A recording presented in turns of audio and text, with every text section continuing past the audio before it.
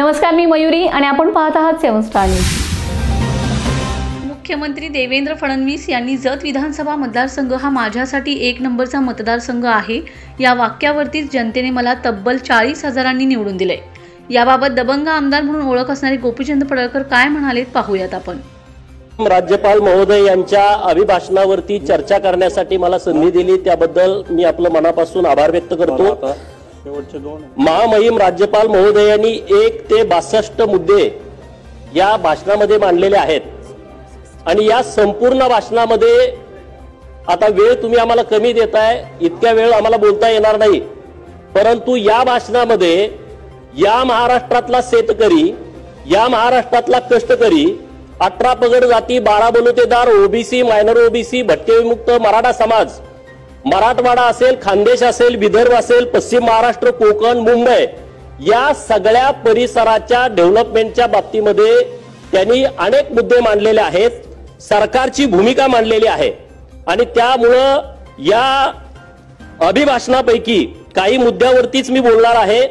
मी 288 जत विधानसभा मतदारसंघाचा प्रतिनिधी म्हणून आपल्या माध्यमातून राज्याचे मुख्यमंत्री महोदय यांचं आभार मानतो। अनुक्रमानं शेवटचा मतदारसंघ असल्या कारणानं तो मतदारसंघ विकासाच्या दृष्टिकोनातून नंबर 1 ला यावा अशी विनंती आपल्या माध्यमातून माननीय देवेंद्र फडणवीस साहेबांच्याकडे मी करतोय आणि त्यांना आभार त्यांचं व्यक्त करतो। माझा मतदारसंघ नसताना मी खानापूर मतदारसंघामधला रहिवासी आहे। जत विधानसभा मतदारसंघामध्ये माझं मतदान यादीमध्ये नाव नाही, माझं घर नाही, माझे पाहुणे नाहीत, तिथं मला उमेदवारी दिली आणि भारतीय जनता पार्टी सारखा या देशातला सगळ्यात मोठा पक्ष या पक्षाच्या प्रचाराचा शुभारंभ जत विधानसभा मतदारसंघातून केला, त्याबद्दल मी पार्टीचं माननीय देवाभाऊंचं मनापासून आभार व्यक्त करतो आणि त्यांनी शब्द दिला की हा 288 विधानसभा क्रमांक हा इतर लोकांच्यासाठी असेल पण माझ्यासाठी हा नंबर 1 चा मतदारसंघ आहे आणि या वाक्यावरती मी किमान 40,000 मताच्या फरकानं विधानसभेमध्ये आलेलो आहे। आता बोलण्यासारख्या बऱ्याच गोष्टी आहेत, जोपर्यंत सत्तेचं विकेंद्रीकरण होत नाही तोपर्यंत लोकांना न्याय मिळत नाही आणि हेच धोरण माननीय देवेंद्र फडणवीस साहेबांनी 2014 ला मुख्यमंत्री असताना राबवलं। सत्तेचं विकेंद्रीकरण करणं, संस्थांचं विकेंद्रीकरण करणं या गोष्टीकडे त्यांनी खूप मोठ्या प्रमाणात लक्ष दिलं आणि त्यांनी पहिल्यांदा ओबीसीचं मंत्रालय स्थापन केलं। अनेक गोष्टी आहेत बोलण्यासारख्या, परंतु त्यातल्या ज्या महत्वाच्या गोष्टी आहेत की ती माझ्यासारख्या कार्यकर्त्याला अत्यंत महत्वाच्या वाटतात आणि ज्यामुळे सामाजिक परिवर्तन झालंय, गावगाड्याच्या सामान्य मुलांच्या जीवनामध्ये मोठा बदल झालाय, त्या गोष्टी आपल्या माध्यमातून मी मानतोय। राज्यपाल महोदयांनी त्यांच्या भाषणामध्ये त्याचा उल्लेख केलाय।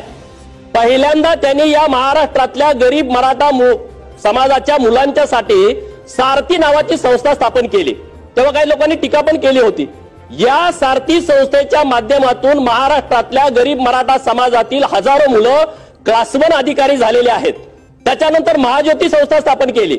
या महाराष्ट्रातल्या 346 जातींचा समावेश असणाऱ्या ओबीसी समाजासाठी महात्मा ज्योतिबा फुले संशोधन आणि प्रशिक्षण संस्था सरकारनं स्थापन केल्यामुळं आज गावगाड्यातल्या हजारो पोरांना, कोण तहसीलदार झालं, कोण प्रांत झालं, कोण कलेक्टर झालं, कोण पीएसआय झालं, कोण डीवायएसपी झालं, कोण एसपी झालं किंवा अन्य वेगवेगळ्या फॅकल्टीमध्ये ती मुलं गेली आणि त्याबद्दल महाराष्ट्रातली अनेक मुलं सरकारचा आभार व्यक्त करतायत। ही भावना कधी कुठल्या मुख्यमंत्र्यांची झाली नाही नितेश भाऊ, असं कधी कुणाला वाटलं नाही। मी, माझा मुलगा, माझा पुतण्या याच्या पलीकडे गाडी गेली नाही, परंतु देवेंद्र फडणवीसांना वाटलं की या महाराष्ट्रामध्ये जर परिवर्तन करायचं असेल तर संस्थांचं सुद्धा विकेंद्रीकरण करावं लागेल आणि म्हणून त्यांनी या संस्था स्थापन केल्या। आज त्याच्या पुढे जाऊन मागच्या 2-3 महिन्यापूर्वी या महाराष्ट्रातला मातंग समाज, जो मातंग समाज सातत्याने म्हणत होता की आरटी नावाच्या संस्थेची स्थापना करा, अण्णाभाऊ साठे संशोधन आणि प्रशिक्षण संस्था, मी सरकारचं अभिनंदन करेन की मातंग समाजासाठी आरटी नावाची संस्था स्थापन केली। या महाराष्ट्रातल्या बंजारा समाजासाठी वनआरटी नावाची संस्था स्थापन केलेली आहे। हे शेवटचे 2 व्यक्ती आता